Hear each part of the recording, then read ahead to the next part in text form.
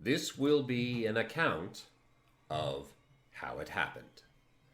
I grew up a son of an Anglican minister, and to my American friends, that means Episcopalian. To my friends in England, that's Church of England. But that is not how it happened.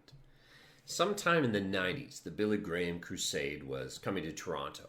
At the time, I was a professional bodyguard. I'd spent a lot of time in a car. Things weren't going particularly well for me as my second wife had left me and moved back to Japan with our daughter. I was definitely not happy with the trajectory of my life. But something started to happen.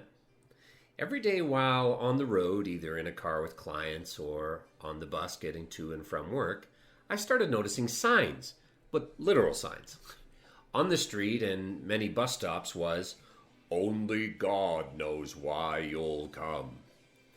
Now, on the subway and the bus were also signs. "Only God knows why you'll come." These were signs that were put up ahead of the upcoming Billy Graham Crusade. You have to understand, I had not been in church, since my late teens. When I left my parents' home at 19, the very first thing I did was stop going to church. I quite enjoyed sleeping in Sunday mornings.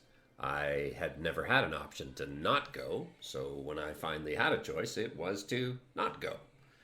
And I had made a right mess of my life at this point, and a second woman had decided to bail on me. Well, these signs were starting to get annoying. They were everywhere. I actually began to think that they were literally there for me, just for me, to irritate me. And after several weeks, I remember actually looking up to the sky and yelling, "Okay, I'll go." And that's when it started to get interesting. I loved my job and I'd worked very hard to get it, but it was becoming apparent that it really wasn't for me. But back to Billy. The morning of the crusade, over the news it was announced, "Billy Graham has collapsed and will not be able to finish the crusade." Billy had had a very bad flu and was hospitalized. So I was thinking, what? I have literally been being worn down by never-ending signs telling me to go, and now Billy isn't even going to be there? But you know what immediately came to my mind was, wow, the devil must really not want me to go. So I'm definitely going. Look up inversarian principle. Anyway, it didn't stop there. On the day I was to go, I was having a very long and hard day. I had worked split shifts.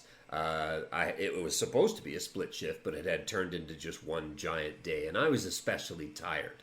But in my mind was, wow, the devil really, really doesn't want me to go, so I am definitely going. I'm basically going the opposite of whatever I feel. Well, I arrived late. My seats at the Sky Dome were way up in nosebleed section, and as a venue, if you've ever been, you'll know that the Sky Dome really isn't great for speakers or concerts because of the echoing and the bouncing off the metal roof of the dome. But God wanted me there, so I was there. Franklin, Billy's son, was preaching, and to be honest, I have no recollection of what he said that night. I actually could barely understand a word spoken because the sound quality it really was terrible. Now, the musicians played, and again, it wasn't great because you couldn't really discern the music. But again, I was convinced God wanted me to be there. I truly believed or went down there expecting, that's going to sound crazy, but that the dome would open and like a giant Monty Python hand would come extended through the open roof with a big booming voice, "Daniel, welcome home." Or an angel would appear and deliver some important message to me. But for sure, something was going to happen. Well, I don't remember to this day what Franklin preached, but I remember at the end of the night walking down seemingly an endless series of long walkways at the Sky Dome thinking, oh, come on, there's going to be an angel or something that will just appear to me and give me some important message. But no angel showed up. I'm on the subway on my way home, and I'm thinking, okay, maybe an angel sitting beside me will give me... You see where I'm going with this, but no, nothing. I got home that night, and I got on my knees for probably the first time in many years, and I prayed to God. I said, God, I have no idea why you had me go to this tonight, because I got nothing out of it. But I'm confident that you had a reason. Now, when I first wrote out my testimony, which essentially I'm reading to you now, I was overwhelmed with tears because I'd forgotten my own testimony. And the writing it out took me back to literally the most special moment of my entire life. I slept that night like any other night of my life, but when I woke up and I opened my eyes, everything was different.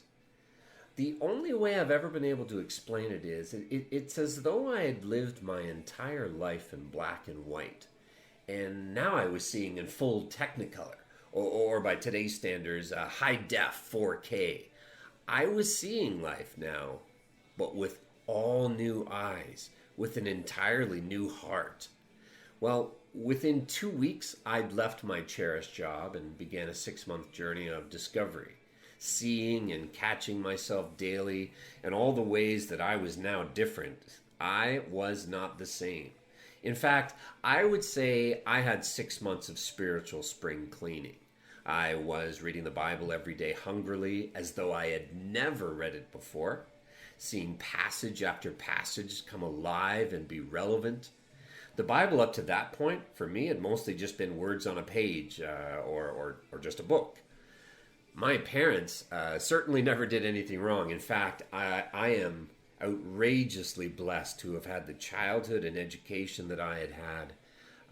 I would argue on the surface it was spiritually empty until I was born again, but then all of a sudden, mind blown.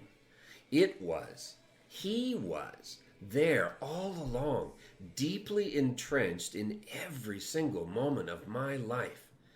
Because of the rich upbringing my parents had afforded me, which, by the way, is a miracle story all by itself, but we'll save that for another time, I knew that I was a sitting duck and that the devil would not be thrilled that I was freed. I knew I had to find a church home, and within 2 weeks, I'd landed at People's Church in Toronto, and my life and journey was just getting started.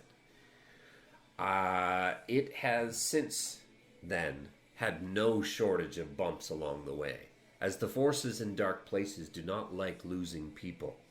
But I am my Father's son, and no matter what this world will throw at me, no one, no anything can remove me from the love of my Father.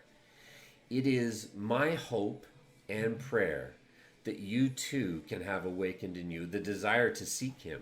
Because if you truly do, and in humility seek him, he'll find you and you'll be his.